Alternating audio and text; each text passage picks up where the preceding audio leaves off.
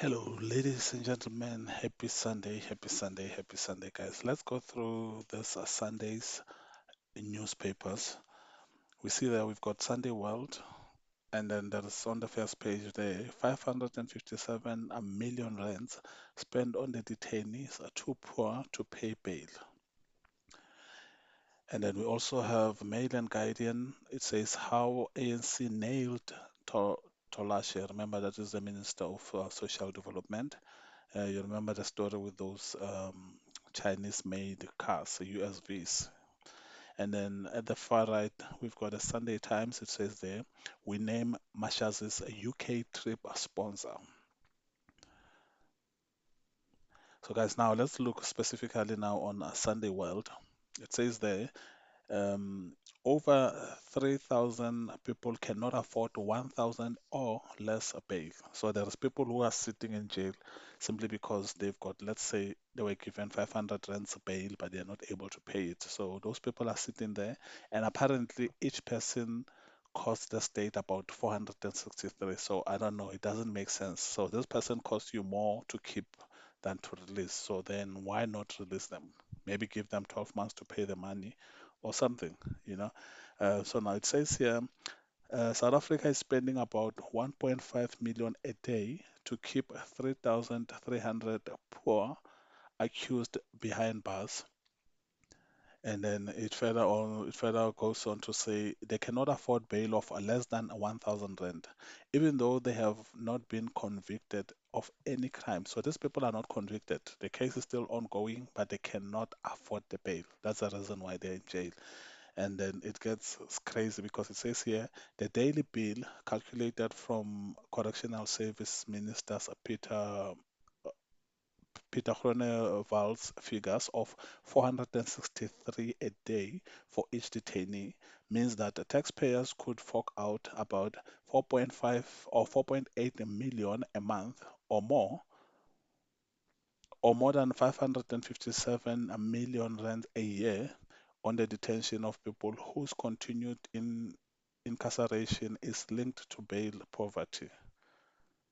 Honeywell's revelation has shown has thrown a spotlight on how poverty, court delays, and remand detention are fueling a prison overcrowding. So, guys, I think it's actually trying to highlight why there is overcrowding and the expenses that are related to keeping prisoners. So, like I said, it doesn't make sense. If you're going to spend 463 rand a day for one person and they stay there for 10 days, that's like 4,000 something. So why don't you give them free bail and then tell them that they should come to court next so that they can take care of their own needs, they can eat their own food and find their own accommodation. I think that would help. And if someone qualifies for 1,000 rand bail, surely whatever crimes they committed are not too violent crimes, I guess, because I don't see how someone accused of murder would be given a 1,000 rand bail, you see. So now on the picture there, you see it says a summer heat wave hits India. A child pours water over his head to cool off amid extreme heat in a drought-affected village of Caprada, that is in India. And then on the very top, you can see there, it says Morocco, a no-show at EFF Africa Summit.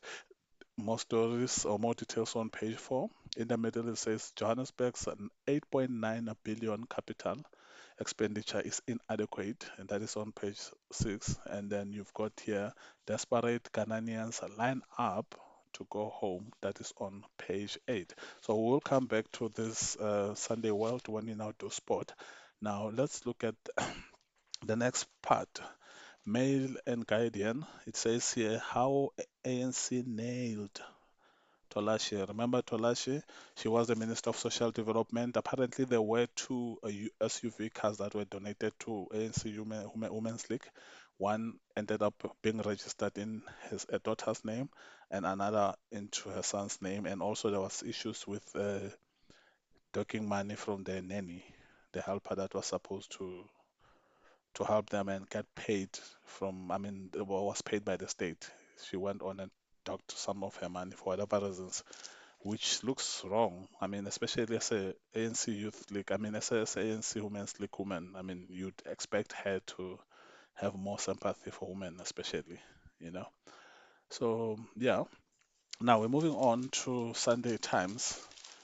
On Sunday Times, there's a part that say ANC elders recommend that Cele goes.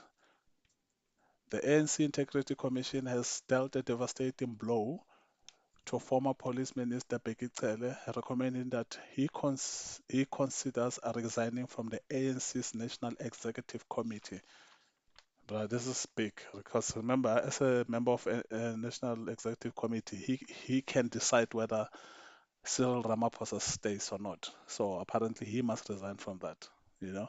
And then apparently there's some complications that are linked to that because it further on says the recommendation has sent a shockwave through ANC structures in KwaZulu-Natal, where influential figures has been lobbying for Cele to emerge as the ANC mayoral candidate for the eThekwini Metro ahead of the November local government elections.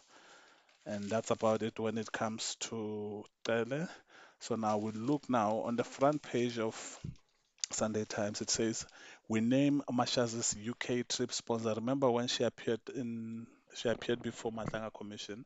The assumption was that she might have used Ekurhuleni's money. Well, that's what I thought personally. Apparently, there's someone who paid for that trip, and that someone had tenders with Ekurhuleni.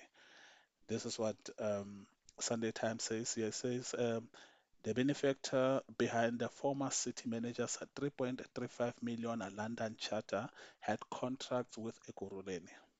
The Sunday Times can today exclusively reveal who paid for the disgraced Ekurhuleni city manager Imogen Mashazi's 3.35 million private jet trip to London in 2022. It says here Mashazi, whose appearance before the Madlanga Commission into police malfeasance in December raised eyebrows due to her haughty and dismissive attitude towards commissioners. So, guys, there's a picture of Zi Ngumalo here. Remember Zi Ngumalo? Apparently, he was involved in the arrest of Musa Kaula. So I don't know. Maybe they might have known that he might know about this, and he might end up telling us because you know how it goes with Musa. He tells us what he knows. So now let's go back now to Sunday World. We now look at the sports part. On the top right there, you'll see there's this old comrade finisher. Apparently, he's eager to break his own record because remember the last time he finished, he was the oldest 80-year-old to finish the marathon. This year is now obviously 81, meaning that he's older than he was the last time he competed. So if he breaks or if he finishes the marathon this year, he will be the only person who had finished it at 81. So that means he would have broken his own 80th or 80 years old record, a record of an 80-year-old who finished the Comrade Marathon. I myself am I'm like half his age, but I don't think I would finish that. So now let's go to now the other part. You can see that there's a picture of Bafana Bafana as well as a Nicaragua player. It says here, Bruce keeps a brave face after a dull Bafana farewell friendly clash. You know what? Personally, I think that the players might have been more cautious and they didn't want to pick up any injuries and stuff because like this is very crucial time. I don't think they would want to play to risk getting any injuries whatsoever. So the newspaper here goes on to say, despite playing against a Nicaragua team that offered almost nothing in terms of competitive edge, Bafana Bafana coach Hugo Bruce is content with the way his new players applied themselves in the goalless draw on Friday. But well, I think he understands. He might be happy because at least he saw what he wanted to see. I don't think this was one of those games where they would say we want to win 5-0 or something, you know. So guys, that's the end of our Sunday newspapers update. Until next time, my name is Dave. Thank you and bye bye.